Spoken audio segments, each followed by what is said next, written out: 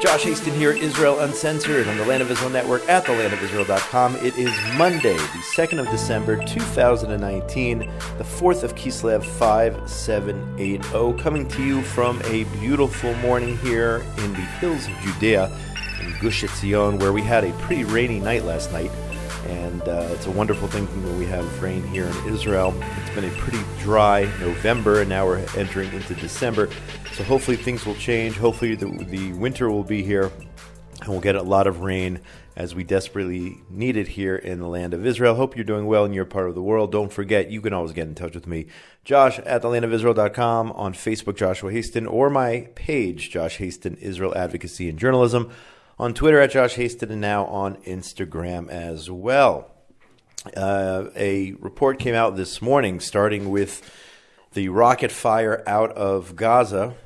Our good friend Anna Aronheim reports that Israel's been struck by, get this, 2,600 rockets over the past 2 years. 1,500 rockets and mortar shells fired from Gaza in 2018, a significant increase over the past years. Now, it's all relative. You say the past years, and we're only talking about since the year 2014, of course, with the war during that year. And then you've had thousands of rockets in the years. For example, 2007, we had over 2,000 rockets.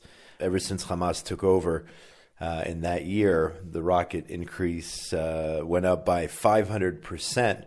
Those were the statistics when that happened. This is before the Iron Dome.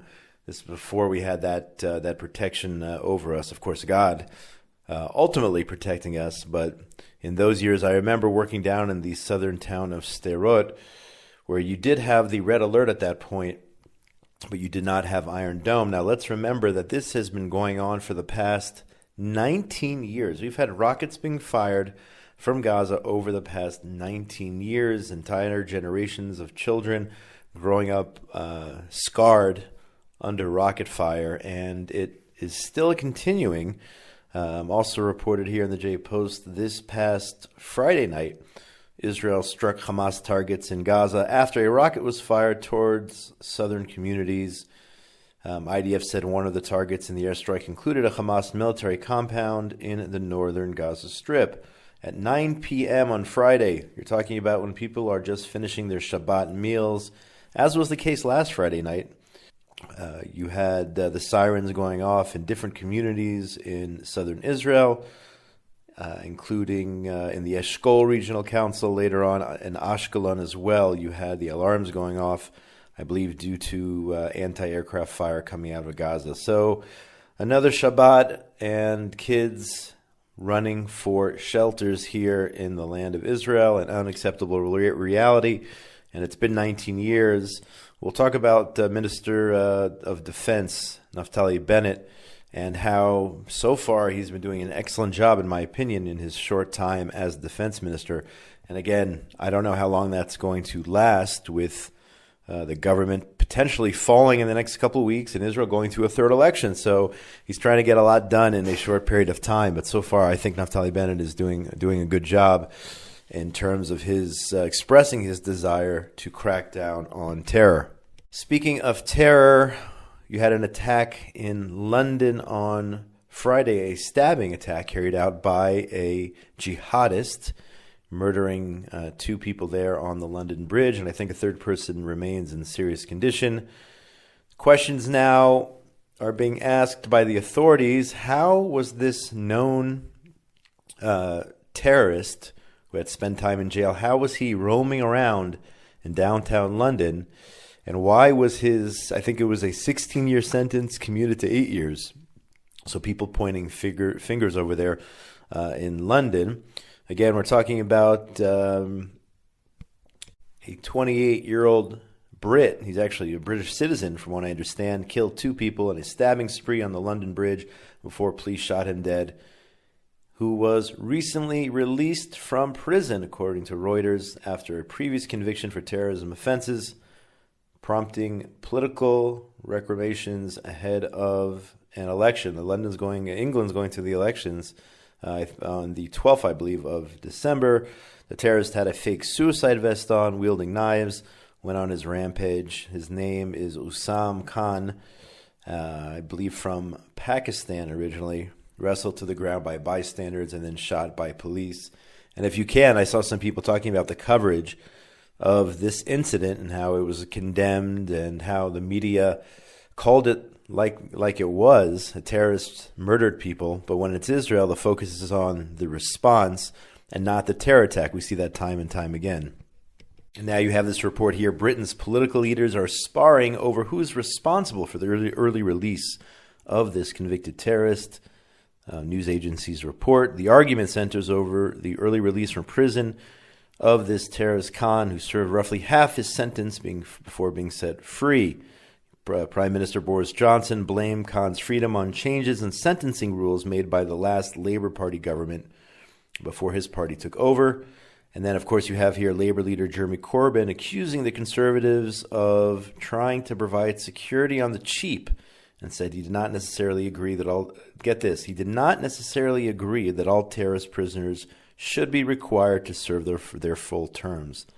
So Jeremy Corbyn, if you're out there and you're a voter in England, here you have a candidate who does not believe, forget about the fact that he's an anti-Semite, he considers Hezbollah and Hamas his friends.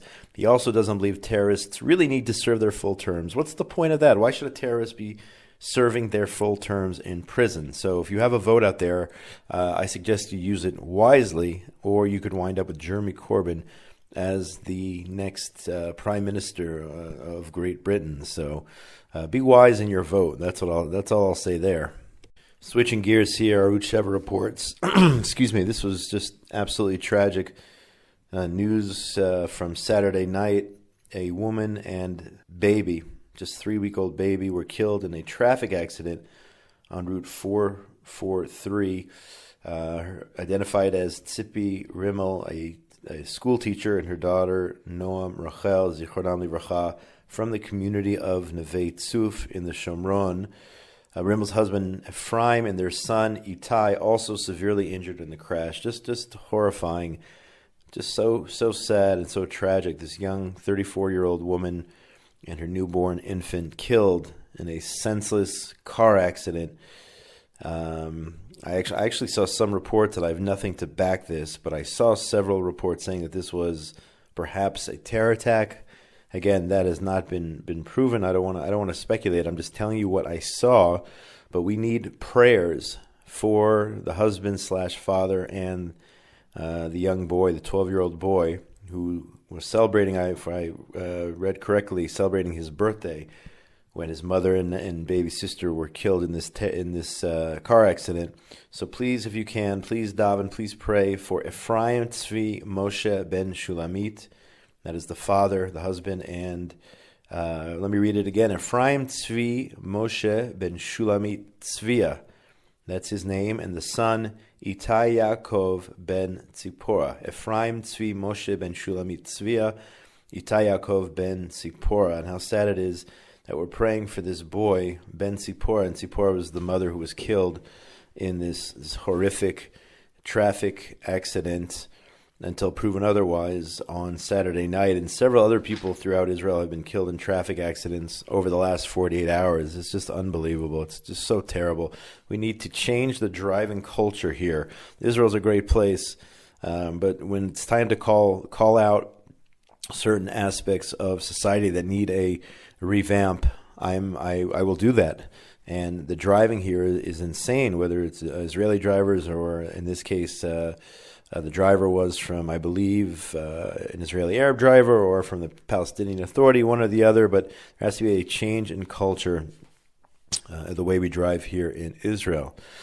Going back to the Jerusalem Post here, the cabinet yesterday okayed 40 million shekel in special security allocations for communities in Judea and Samaria. This is great news. It's 34.5 million. This is a one-time security grant for the communities of Judea and Samaria, which we need so desperately. Another 9 million will be allocated for first aid and social services in Judea and Samaria. The draft of the resolution that was brought to the ministers reads, that the communities in Judea and Samaria have for years been in a special security situation on a day-to-day basis because of their geographic proximity to Arab communities in Judea and Samaria. That reality includes terror attacks and other action that make routine life in this region difficult. I agree totally, and I'm glad that the cabinet is okaying.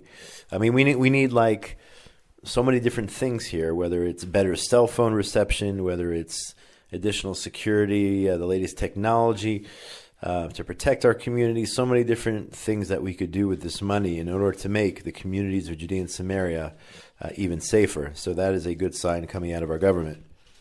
Here's just an example of what we're dealing with here. This is a good story. IDF fighters, reported by the Jewish press, neutralized a Palestinian Authority terror cell on Saturday night.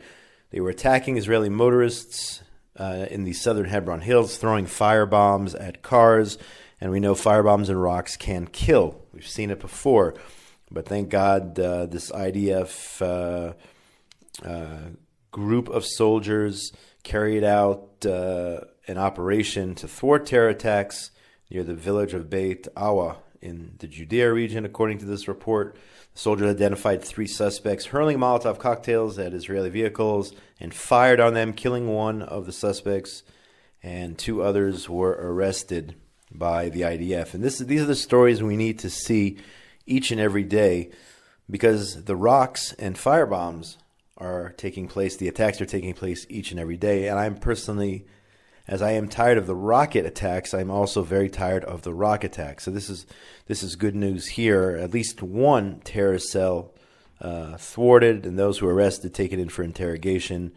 And hopefully this will reveal more information as to who is behind some of these rock and firebomb attacks targeting our roads, again, which happens each and every day.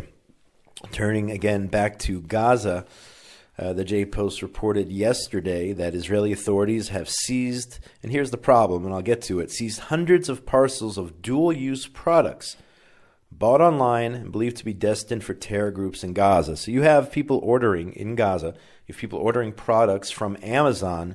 You know, Israel just started, from what I understand, I haven't used the service, Amazon rather has been shipping to Israel. So now what are they doing in Gaza? They're using Amazon to buy electronic equipment, knives, scuba gear, drones, satellite communications equipment, binoculars from places like AliExpress and Amazon. This is what they're doing.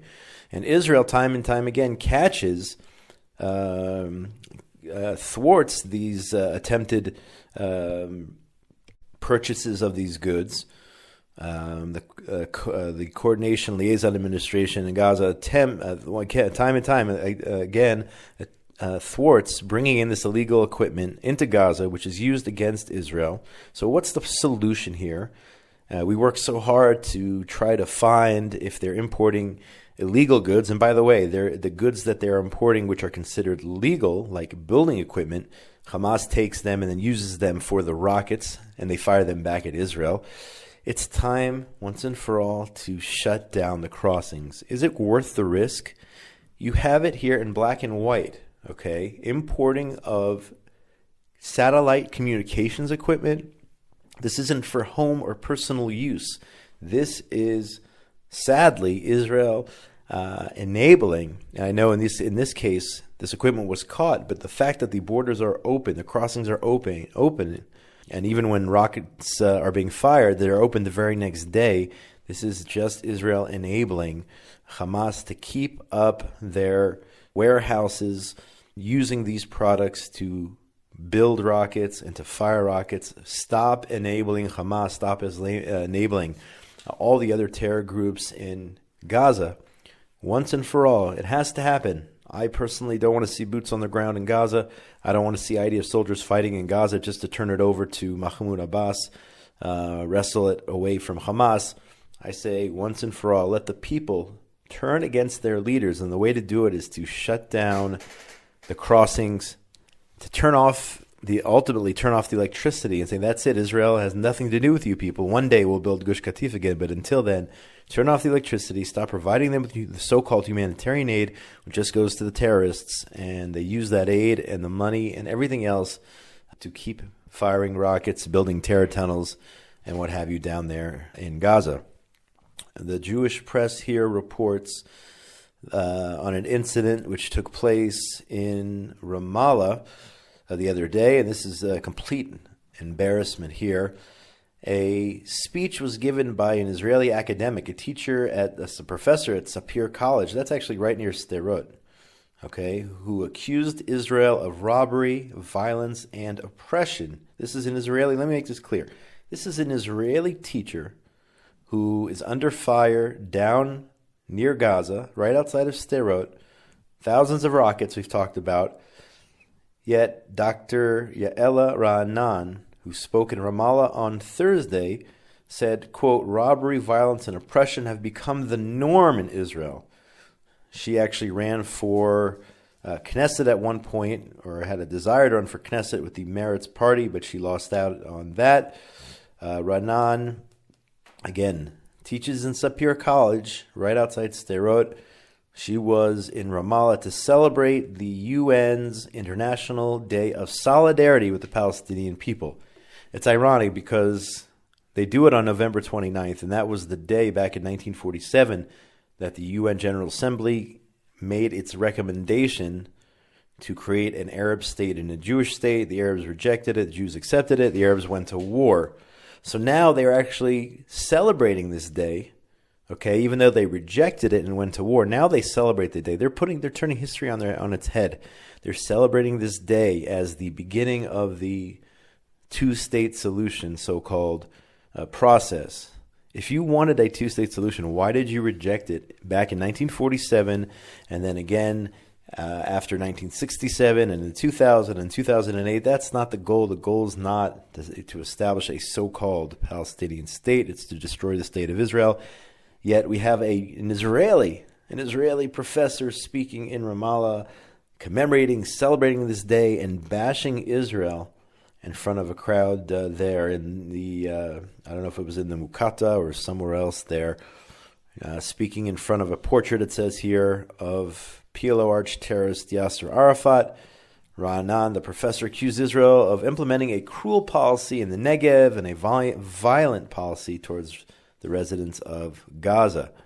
According to the Im Tirtzu organization, which I support, a wonderful organization, does great work. Ra'anan has a long history of slanderous anti-Israel activities, including promoting boycotts against Israel. No surprise there. A real piece of work this lady is. A professor in Sapir College. I feel bad for her students because if this is what she's teaching them, unfortunately we have a group of the population of young people who are being brought up on this nonsense and an Israel bashing from an Israeli professor. We talked a lot last week about the politics and everything going on. There isn't really anything new. I mean, different developments in terms of will Israel build a government, Bibi and Gantz and all this other stuff, but it's all speculation at this point. But in terms of the criminal indictment, Alan Dershowitz, the renowned attorney from, I believe, Harvard, who is, by the way, not in any shape, any stretch of the imagination, a right-winger, but definitely a pro-Israel good guy, even though he has supported the Democratic Party for most of his life. I know at the end there he was critical of Obama, but there's a very interesting, I'm not going to get into all the details here. If you go to the Gatestone Institute website, you can read his article about Trump and Netanyahu both being investigated for made-up crimes. And I'm not going to get into all the legal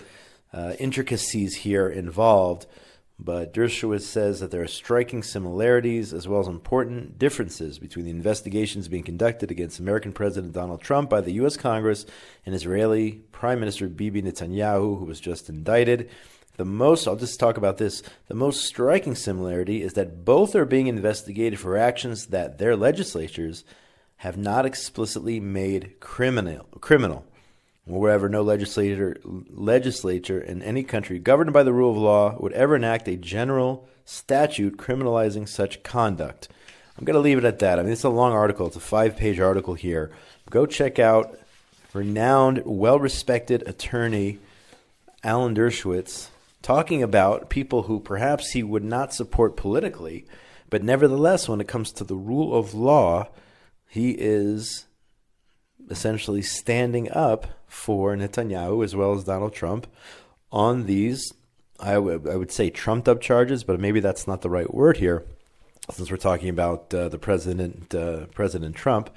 But go check out Alan Dershowitz's article, and you can learn a lot about the legalities involved in both of their cases, both Netanyahu's and President Donald Trump's. Palestinian Media Watch, an amazing resource that translates what the Arabs under the Palestinian Authority are saying in Arabic. It translates it into English. You don't want to read the commentary? Don't read the commentary. But the fact of the matter is, what the Arabs under the PA say on CNN is very different from what they say when they're talking to their own people in Arabic.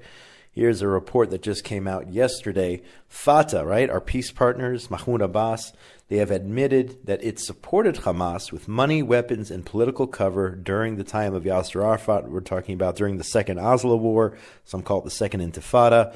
And in PMW, the press release here details how Fatah supported Hamas. Now, you might remember that the whole peace process, the whole point of arming, remember that? We armed and trained the forces under Yasser Arafat and Mahmoud Abbas. We armed them and trained them because they were supposed to be fighting Hamas.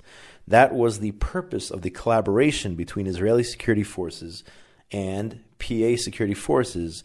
Yet this article reveals that Fatah, even though they might agree with Hamas politically, when it comes to wanting to destroy the state of Israel, when it comes to collaboration in carrying out terror attacks, and the support of those attacks, Fatah and Hamas are exactly the same. In fact, I remember I did a study several years ago that showed that more Israelis were murdered at the hands of Fatah over the years, or the PLO, or the Al-Aqsa brigades, as the martyrs brigades as they're called, than even Hamas. So go check out this Palestinian Media Watch report showing how those two groups might be different in the field of politics, but when it comes to hating on Israel and wanting to destroy Israel, they're on the same page. At the same time, the Jerusalem Post, citing also Palestinian Media Watch, says that the PA is continuing with its propaganda mission to deny Jewish links to the land of Israel by placing on television academics who are willing to refute clear archaeological evidence to the contrary.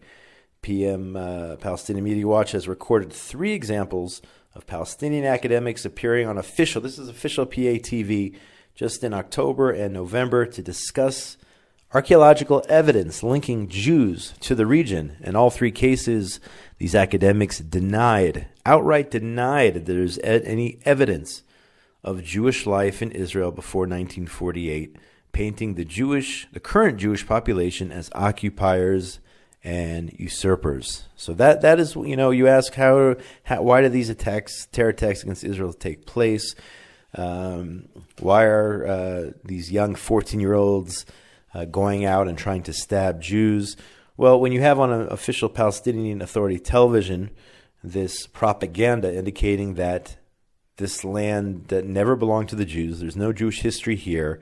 The only good Jew, by the way, to add to it is a dead Jew. When you have that being spewed on the official outlets within your jurisdiction's media and, of course, in the textbooks, when that is your reality, it is no surprise why the daily rock attacks take place, and unfortunately even worse than that over the past 100 years. But the propaganda is real, it exists, and it starts from a very young age under the Palestinian Authority. The hate of Israel, the propaganda, the lies, it all comes top down from Mahmoud Abbas all the way down. And that's why you have the reality which exists here today.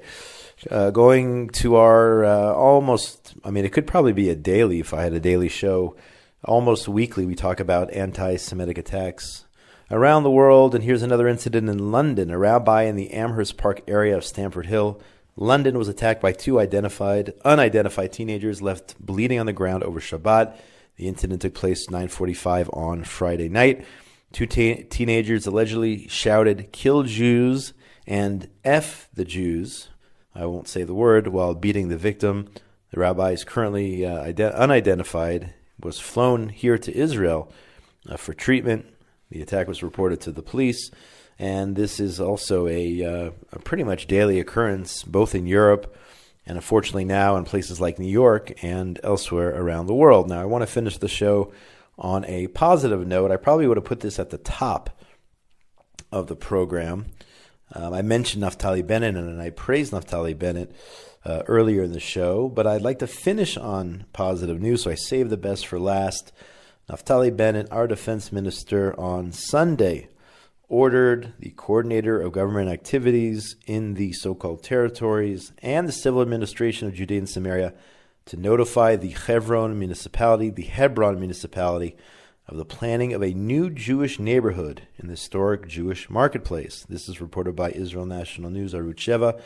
The decision is expected to end years of legal and political battles over the fate of the marketplace, which has sat abandoned for decades, even after Jews began to return to Hebron following the 1967 war.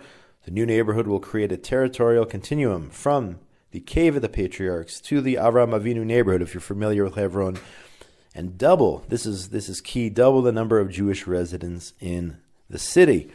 We're talking about the marketplace here, which was owned by Jews prior to the 1929 Hebron massacres, in which the Jewish community was destroyed, with dozens and dozens of Jews being murdered and all sorts of horrible things. I mean, if you go back and read the details of the Arab attacks against the Jews in 1929, it'll blow your mind. The brutality, the sheer brutality which took place then, 100 years ago, before Israel won a defensive war of survival in 1967 and created what the world calls settlements, which I call communities in Judea and Samaria, before the establishment of the State of Israel. So you could blame the establishment of the State of Israel, as the Arabs do, for their woes. You can blame the Israeli miraculous military victory in 1967, the establishment of communities in Judea and Samaria. Those are all excuses. Those are not the reasons why the Arabs try to murder the Jews here. It's been going on 100 years, and the real reason is the fact that there are Jews here. That's why it happens. There's no other reason. There are Jews here. They do not want Jews here in this part of the world. They don't want Jews in the Middle East. Those who believe in this ideology, those who carry out daily firebomb and rocket attacks, and the rocket attacks, which we talked about before, these are all different strategies with the same goal, to destroy the State of Israel and to throw all the Jews into the sea, as was expressed openly back in 1948. But keeping to a positive tone here as we conclude this week's show, the approval of a new Jewish neighborhood in Hebron. For what I understand, unfortunately, it'll take a long time before all the proper permits are secured and all the legal aspects are dealt with. But I hope that Naftali Bennett remains defense minister in any future government. I like what he's been saying in terms of sticking it to the terror groups, building in Judea and Samaria. I think he's on the right path here. I hope he'll continue to stay in that position for a long time to come. Time will tell. Eventually we'll talk on the show about whether or not we're going to elections or whether a government was formed. Perhaps we'll have more news on that end by next Monday. Please God, we will see. That's going to do it for today. My name is Josh Hasten. This is Israel Uncensored on the Land of Israel Network at thelandofisrael.com for Monday, the 2nd of December, 2019, 4th of Kislev 5780, coming to you. The sun is now coming out from behind the clouds after a rainy night here in the hills of Judea. If you missed any part of the show, you can always go back and listen to it on demand. So many different ways on the Land of Israel website, SoundCloud, iTunes, and of course check out all the programming here each and every day, except for Shabbat, of course, on the Land of Israel Network. Big shout out to Benjamin Bresky for all the work he does behind the scenes, and Tabitha Epstein as well. Without both of their work, these shows would not be a reality. So thank you very much to them. And one last time, get in touch with me during the week. Josh at thelandofisrael.com. On Facebook, it's Joshua Hasten, or Josh Hasten, Israel Advocacy and Journalism. On Twitter at Josh Hasten, and now on Instagram as well. And I'm trying very hard to get into the Instagram thing. I don't know. Maybe I'm too old. I don't know. But I'm just not using it so much. I would like to use it much, much more. But we shall see what happens. That's it for today. Between now and when we speak again, please God, next Monday, everyone out there in the wonderful world of ours, be safe. Let's hear some good news. Shalom, shalom from the hills of Judea.